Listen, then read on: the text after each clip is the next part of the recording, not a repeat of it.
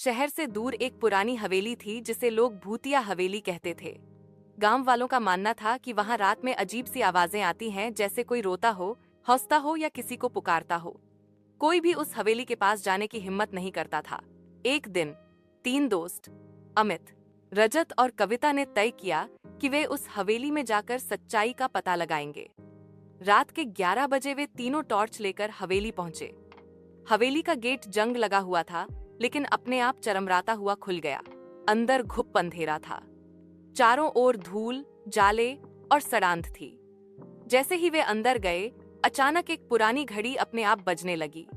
Ton टन टन। फिर एक बच्ची की हंसी गूंजने लगी, जो दूर के एक कमरे से आ रही थी। कविता डर गई, लेकिन अमित ने कहा, चलो देखते हैं क्या है वहां। जब वे उस कमरे तक पहुंचे, तो देखा वहां एक टूटी हुई कुर्सी पर एक सफेद साया बैठा है।